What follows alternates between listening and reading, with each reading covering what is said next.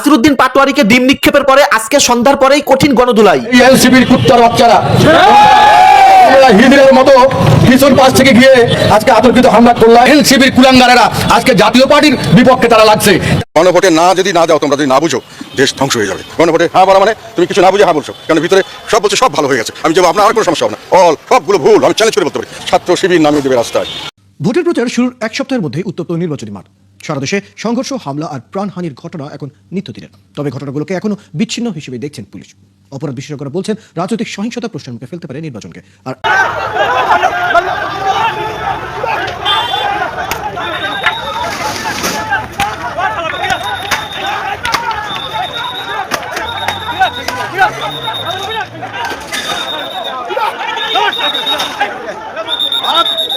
সম্মানিত দর্শক মণ্ডলী, ভিডিওর বিশেষ কিছু অংশ দেখেছেন, যার বিস্তারিত সামনে দেওয়া রয়েছে। আশা করছি ভিডিওটা শুরু থেকে শেষ পর্যন্ত দেখবেন। জুম্মার পরেই বিএনপি এবং জামাত ব্যাপক পরিমাণে সংঘর্ষ হচ্ছে এবং সেইখানে এনসিপির নেতাকর্মীরা তারাও কিন্তু বক্তব্য দিচ্ছেন। প্রিয় দর্শক শ্রোতা মণ্ডলীর সামনে নির্বাচনকে কেন্দ্র করে পুরো দেশ উত্তপ্ত এবং নাসিরউদ্দিন পাটোয়ারি তিনি যেভাবে মির্জা ফখরুলকে আক্রমণ করছেন, যে কথাগুলো বলছেন, তাতে কিন্তু আরও ঢাকা শহর পুরো গরম হয়ে গেছে।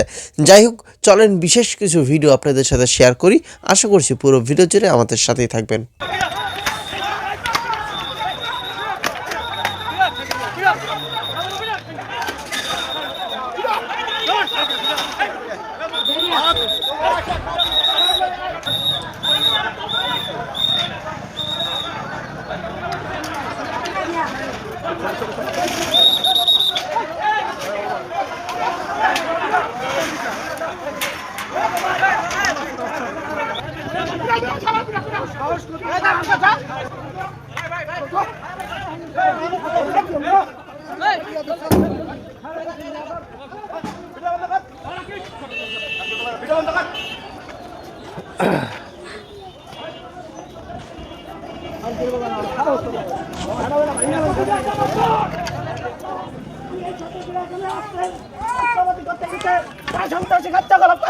আমি সেই সন্ত্রাসী কার্যকলাপে বাধা দিলে আমি বোঝার চাই না।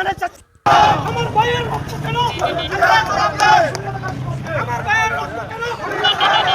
আমাদের গায়ের রক্ত কেন? রাজাকার জবাব দে। আমাদের গায়ের রক্ত কেন? আমাদের গায়ের রক্ত কেন? রাজাকার জবাব দে। রাজাকার জবাব দে। আমার ভাইয়ের রক্ত কেন?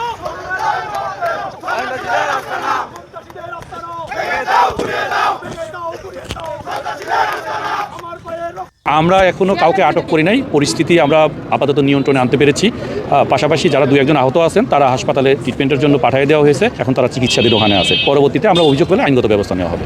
দেখুন, হঠাৎ করে এখানে যে আমরা শুনলাম যে জামাতের কর্মী কাউকে বা সমর্থক কাউকে বিএনপির কিছু লোকজন আক্রমণ করেছে এবং তারা আটকে রেখেছে, এরকম একটা মেসেজ আমাদের কাছে আসার পর আমি আসলে দৌড়ে চলে এসেছি। আর আগে আমাদের পুলিশ বাহিনী কেউ এখানে ছিলেন। তো আমি ঘটনাস্থলে প্রায় মনে করেন 30 সেকেন্ড দূরে আছি। যখন আমি দেখতে পাচ্ছি, তখনই হঠাৎ করে দেখলাম যে আমি গাড়ি থেকে নামবো এমন সময় হঠাৎ করে দুই পক্ষ খুব মারমুখী। দুই পক্ষ বুঝলাম এই অর্থে যেহেতু দুই পক্ষের এখানে আলোচনা বিষয় এবং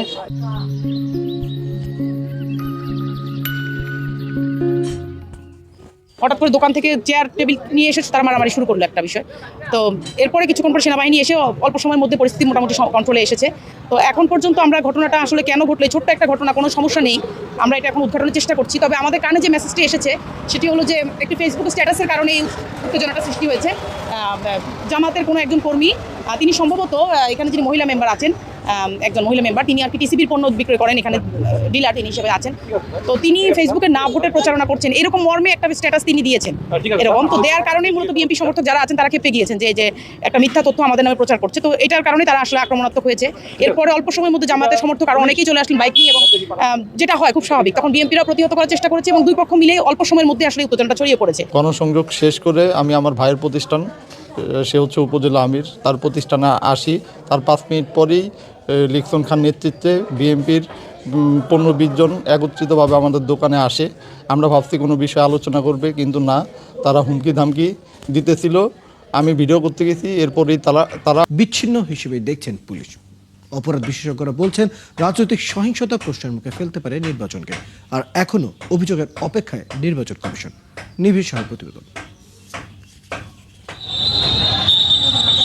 28 জানুয়ারি থেকে সামাজিক যোগাযোগ মাধ্যমে ঘুরে বেড়াচ্ছে ভিডিওটি, যেখানে শেরপুরের স্থানীয় একটি বাজারের এক প্রান্তে বিএনপি এবং অন্য প্রান্তে জামায়াত নেতাকর্মীদের মধ্যে উত্তেজনা লক্ষ্য করা যায়। মাঝে আইন শৃঙ্খলা বাহিনী। এর প্রায় ঘণ্টাখানেক পর সংঘর্ষের ঘটনা ঘটে। এতে উপজেলা জামায়াতের সেক্রেটারি রেজাউল করিম নিহত হন।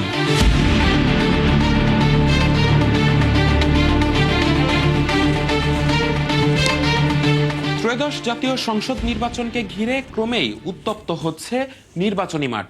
উঠছে অভিযোগ। দর্শক শ্রোতা মণ্ডলী, পুরো ভিডিও জুড়ে অবশ্যই আপনারা যারা ছিলেন মন্তব্য লিখবেন আজকের এই ভিডিওটি সম্পর্কে। আগামী নির্বাচন নিয়ে কি হতে যাচ্ছে, আওয়ামী লীগ বাদে কিন্তু ইতিমধ্যেই রাজনীতির মাঠ চরম উত্তপ্ত এবং বিএনপি জামায়াত সেই সাথে এনসিপি তাদের মধ্যে কিন্তু পাল্টা সংঘর্ষ হচ্ছে এবং এইটা নিয়ে কিন্তু ইতিমধ্যে অনেকেরই মিশ্র প্রতিক্রিয়া রয়েছে যে আগামী নির্বাচন হবে তো শেষ পর্যন্ত কি হতে পারে কি না হতে পারে সেটা আমরা দেখতে পারবো। আশা করছি এই ভিডিও সম্পর্কে মতামত লিখবেন।